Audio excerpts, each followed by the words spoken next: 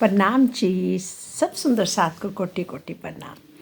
हमारे प्राण प्रियतम सच्चिदानंद आनंद के सागर प्राण वल्लभ, उनकी जय हो जय हो जय हो। श्यामा श्याम की जय हो। महामति कही ए मोमिनो, एक ही तुम्हारी ठोर, अब आओ अपने वतन, तुम फिकर ना करो और तुम फिकर ना करो। और हमारी महामती जी क्या कह रहे हैं कि हे सुंदर साज जी, ये तुम्हारे निज धाम का वर्णन किया है। अब तुम अन्य सारी चिंताएं छोड़कर अपने निज घर आ जाओ। कहते हैं, क्यों ना होए प्रेमिन को जो बैठत पियो के पास, निस दिन रामत मुझ में होत न वृथा एक श्वास। कभी कभी हम सखियाँ हर जगह जहाँ भी जाते हैं, आज हम कहाँ जाएंगे, मूल कुंड, तो कहते आपस में श्री राज जी के स्वरूप, उनकी अदाओं के विषय में बातें करते रहते हैं हम लोग।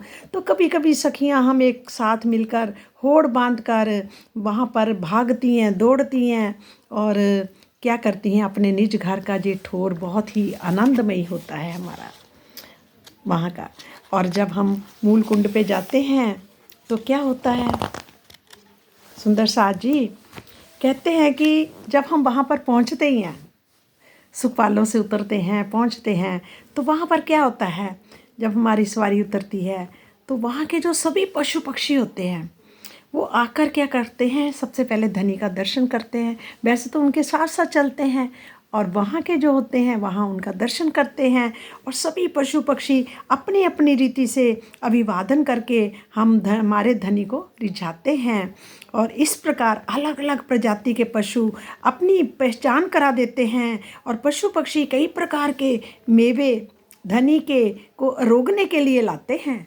हमारे जो वहाँ के पशु पक्षी है वो भी अपने धनी को और सखियों को, श्यामा जी को, सबको रिझाने के लिए तरह तरह के मेवे लेके आते हैं। और कई क्या करते हैं, अपने मतलब कि हार लेके आते हैं, गलों में डालते हैं हार, कोई कुछ सब तरह के अपने कहते। तब श्री राज श्यामा जी उन पर प्रसन्न होकर प्रेम पूर्वक उनसे बातें भी करते हैं। सुंदर साज जी प्रेम पूर्वक हमारे राज श्यामा जी उनसे बातें भी करते हैं। इस प्रकार पशु पक्षियों को बहुत ही आनंद प्राप्त होता है। वहाँ के सभी एक दूसरे से मीठे मीठे मेवों की सराहना भी करते हैं। श्री राज जी मुस्कुराते हुए सखियों के नेत्रों से नेत्र मिलाकर प्रेम भरे वचन मुख से कहते हैं। उस प्रेम व आनंद का वर्णन करना संभव नहीं है। सुंदर साज जी वहाँ पर हमारे जहाँ भी हम जाते हैं, आज कहाँ गए हम, मूल कुंड की तरहट्टी में जा रहे हैं, तो पहले उसका हम पहचान भी कर लें कि वहाँ कैसी तरहट्टी बनी हुई है। ढपो चबूतरा से लगता हुआ पूर्व दिशा में, ढपो चबूतरा से लगता हुआ उसकी पूर्व दिशा में मूल कुंड का चबूतरा आया है। क्या आया है, मूल कुंड का चबूतरा। ये ढपो चबूतरा का 1/3 ढपो चबूतरे का तीसरा हिस्सा है, अर्थात 3700 कोस का लंबा चौड़ा है। और भूम भर ऊंचे मूल कुंड के चबूतरे की किनार पर क्या बना हुआ है, 400 कोस की दूरी पर गोल गुर्ज चांदे आए हैं। गुर्जों के दाएं बाएं चेतन सीढ़ियाँ, जो क्या होती हैं, चेतन सीढ़ियाँ आई हैं, जो दोनों गुर्जों के मध्य में तरहट्टी में जाने के लिए दरवाज़ा आया है। और दरवाजे के सामने भूम भर सीढ़ियाँ तरहट्टी में उतरती हैं। और ये सब जगह ही ऐसे आता है जितनी भी तरहट्टी आई है। और तरहट्टी में सर्वप्रथम क्या है, 400 कोस की चौड़ी सीढ़ियों के सामने सीढ़ियों वाली रोंस आई है। मतलब सीढ़ियाँ 400 मतलब कोस तक नीचे उतरती हैं। मतलब ये है कि उसकी रोंस है, रोंस पे नीचे उतरती है। और महलों के और क्या आता है कि दरवाजे के सामने भूम भर सीढ़ियाँ तरहट्टी में उतरती हैं। तरहट्टी में सर्वप्रथम क्या आता है, जहाँ पर 400 कोस की चौड़ी सीढ़ियों वाली रोंस, फिर इसके बाद बगीचों की एक हार आई है। यहाँ पर भी एक बगीचों की पहले हार आई है। और प्रत्येक बगीचा कितना है, 400 कोस का लंबा चौड़ा। और बगीचों के मध्य में एक फिलपाए भी आए हैं, यानी थंब भी आए हैं बीच में। और जो 2 भोम ऊंचे हैं। कितने हैं? तरहट्टी जितनी भी आई है सारी 2 भोम ऊंची आई है। तरहट्टी के मध्य में 1200 कोस का लंबा चौड़ा कुंड है। यहाँ पर इसमें क्या है, एक कुंड बना हुआ है और 1200 कोस का, और जो तरहट्टी में नहीं खुला है, मतलब तरहट्टी 2 भोम की है ना, तो उसमें वो चारों तरफ दीवार आई है, तो वहाँ पर वो नहीं खुलता, वो ऊपर तरहट्टी के ऊपर खुलता है। और क्या कहते हैं कि लंबा चौड़ा कुंड है जो तरहट्टी में नहीं खुला है। कुंड के चारों तरफ 2 भोम ऊंची दीवार आई है। वहाँ कितनी आई है? 2 भोम ऊंची दीवार आई। ये कुंड ऊपर चबूतरे पर जाकर दिखाई देता है, खुला ऊपर से। और वो कितना गहरा हो जाएगा? कुंड 3 भोम गहरा है। क्यों? एक तो ज़मीन के अंदर ही होता है 1 भोम, फिर 2 वहाँ पर तरहट्टी की वो आ गई, 2 भोम आ गई, और 2 भोम ऊंची दीवारें चारों तरफ बनी हुई हैं। और इस कुंड, ये कुंड कितना बड़ा है? 1200 कोस का लंबा चौड़ा, और इसके आसपास दीवारें हैं, और वहाँ ये हमें पानी दिखाई नहीं देता। वैसे तो दिखाई देता है, वहाँ पारदर्शी दीवारें होती हैं जैसे कांच की बनी होती हैं, वहाँ पानी ऊपर जाता हुआ दिखाई देता ही देता है, पर है दीवारें बनी हुई वहाँ पर, और वो भी पारदर्शी दीवारें हैं। और क्या होता है, और 2 भोम तरहट्टी तक तथा 1 भोम तरहट्टी ज़मीन से भी नीचे तक गहरा है वो पानी। और कुंड के पूरब की दीवार में 3 मेहराबें आई हैं। कुंड की जो कुंड बना हुआ है ना, उसके पूरब की दीवार में 3 मेहराबें आई हैं। वहाँ 3 मेहराबें बनी हुई हैं। किसकी साइड में? पूरब की दीवार में। और मध्य की मेहराब से, और मध्य की जो मेहराब है, श्री जमुना जी निकली है। वहाँ से जमुना जी निकलती है, जहाँ से स्टार्टिंग होती है जमुना जी की। मध्य की मेहराब से श्री जमुना जी निकली है। उन्होंने क्या बोला कि जो कुंड के पूरब की दीवार आती है ना, जो मतलब कि इस साइड की तरफ पूरब की दीवार जो आती है, वहाँ पर 3 मेहराबें आई, 3 मेहराबें बनी हैं, और मध्य की जो मेहराब में श्री जमुना जी निकलती हैं। और दाएं बाएं की मेहराबों के सामने, दो दाएं बाएं की मेहराबें हैं, उनके सामने क्या आ जाता है? जल रोंस। वो पाल आई है, वहाँ पर पाल आई है और जल रोंस आई है। जल रोंस व पाल तरहट्टी की ज़मीन से भोम भर ऊंची है। जो जल रोंस है ना, जल रोंस से व पाल तरहट्टी की ज़मीन से, जो तरहट्टी की ज़मीन से भोम भर ऊंची है, इसलिए भोम भर की सीढ़ियाँ तरहट्टी से पाल पर चढ़ी हैं। मतलब कि पाल पर चढ़ने के लिए भोम भर सीढ़ियाँ ऊपर जाना पड़ता है तरहट्टी से। और पाल जल रोंस से, जो पाल आई है वो क्या है? जल रोंस जो बनी वहाँ पर, उससे कमर भर ऊंची है। पाल जो बनी हुई है वो जल रोंस से कमर भर ऊंची है, मतलब 3 सीढ़ी का फर्क है। मतलब पाल से नीचे हम ज़मीन पर जल रोंस पर आएंगे तो 3 सीढ़ी उतरेंगे, तो अगर जल रोंस से ऊपर जाएंगे तो पाल पर 3 सीढ़ी ऊपर चढ़ेंगे, कमर भर ऊंची। इसलिए जल रोंस से, इसलिए क्या बोला? जल रोंस जो बनी है पाल पर भी 3 सीढ़ियाँ चढ़ी हैं। जमुना जी जल रोंस तथा पाल, जो जल रोंस है और पाल है, जो जमुना जी है ना, वहाँ पर इस प्रकार मूल कुंड की तरहट्टी से बाहर निकली हैं। इस प्रकार मूल कुंड से बाहर निकलती हैं। मूल कुंड की तरहट्टी की पश्चिम दिशा में क्या है? ढपो चबूतरा की तरहट्टी में जाने के लिए दरवाजे आए हैं। हम इन दरवाज़ों के द्वारा मूल कुंड की तरहट्टी से बंगले की तरहट्टी तक भी नीचे ही नीचे आ जा सकते हैं। आइए अब बंगले के चबूतरे की शोभा को भी समझते हैं सुंदर साज जी। पुखराज के भोम भर ऊंचे चबूतरे के, जो अब आया बंगले का चबूतरा जो उसका आया है, बंगले के पुखराज के भोम भर ऊंचे चबूतरे की पूर्व दिशा में बंगले का चबूतरा शोभायमान है, जो 1 लाख कोस का लंबा चौड़ा है। कितना है वो? 1 कोस का लंबा चौड़ा आया है।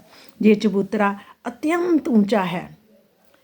ये चबूतरा जो बना बहुत ऊंचा है, और 400 कोस यानी 800 किलोमीटर ऊंचे इस चबूतरे पर आकर ऐसा लगता है मानो किसी पहाड़ की चोटी पर आ गए हैं, जहाँ पर चलने वाली शीतल बाजू और चारों ओर छाया कोहरा देखते ही बनता है।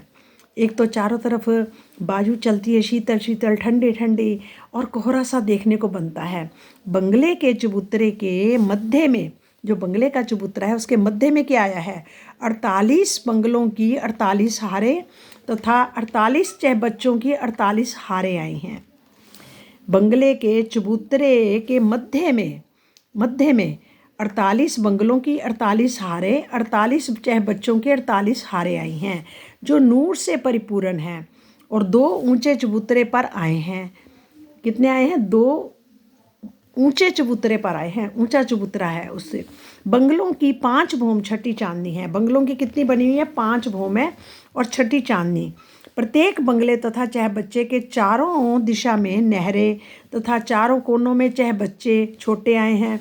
प्रत्येक नहर 125 मीटर की चौड़ी है। कितनी आई है? 125 मीटर की चौड़ी नहर है। नहरों के किनारों पर दोनों तरफ 1 भौम ऊंचे महल भी आए हैं।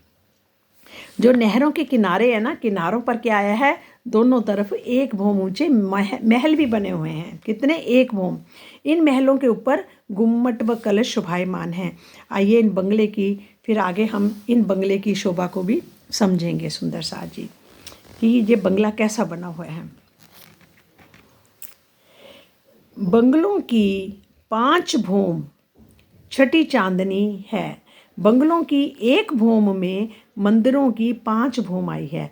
मतलब 1 भौम के अंदर कितनी आई है? 5 भौम। इस प्रकार बंगलों की 5 भौम में मंदिरों की 25 भौमें समाई हुई हैं।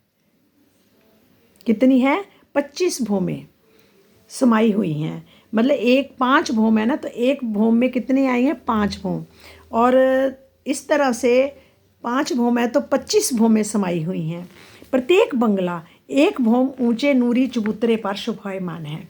जो बंगला आया है 1 भौम ऊंचे चबूतरे पर शोभायमान है। चबूतरे की चारों दिशा में, ये उन्होंने एक बंगले की बात अभी कर रहे हैं। चबूतरे के चारों दिशा के मध्य से, चबूतरे के चारों दिशा के मध्य से बनों की तरफ भौम भर की सीढ़ियाँ उतरी हैं। मतलब जो चबूतरा बना है वहाँ से नीचे उतरने के लिए, बनों में जाने के लिए 1 भौम सीढ़ियाँ नीचे उतरनी पड़ती हैं। और चबूतरे के किनार पर क्या है? थंब आए हैं। थंबों के मध्य सुंदर कठेड़े की शोभा भी आई है। वो तो हर जगह ही होती है कि थंब किनार पर थंब आए हैं और थंबों के मध्य सुंदर, मध्य में थंबों के मध्य बीच वाली जगह पर सुंदर कठेड़े की शोभा है। कठेड़े के भीतरी तरफ रोंस पर सुंदर बैठक की शोभा है। जो भीतरी तरफ वो रोंस बनी हुई है वो कैसी है? बैठक है वहाँ पर जो अत्यंत मनोहारी है, जहाँ कई गद्देदार कुर्सियाँ व सुंदर खुशबूदार तख्त भी आए हैं।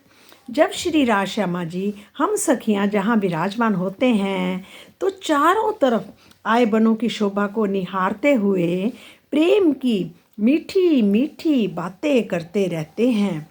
रोंस की जगह छोड़कर मंदिरों की 1 हार आई है। पहले क्या आया है? मंदिरों की 1 हार आई है रोंस को छोड़कर, जिसके चारों दिशों में 4 मुख्य द्वार है। वहाँ कितने मुख्य द्वार बने? 4 मुख्य द्वार हैं। प्रत्येक भौम में कुल 2400 मंदिर आए हैं। क्या है? प्रत्येक भौम में, प्रत्येक भौम, 1 भौम में कुल 2400 मंदिर आए हैं। इन मंदिरों के अंदर सिंहासन, चौकियाँ, पलंग, बिछौने, दर्पण, हिंडोले नूरमयी रोशनी की झलकार कर रहे हैं। मंदिरों में श्रृंगार की कई सामग्रियाँ रखी हुई हैं सुंदर साथ जी। कई जगह सिंहासन व कुर्सियाँ छत्र के साथ आई हैं। मंदिरों में ऊपर की भौमों में जाने के लिए सीढ़ियाँ आई हैं जो सोने, हीरे, मानिक व पुखराज के नगों की हैं।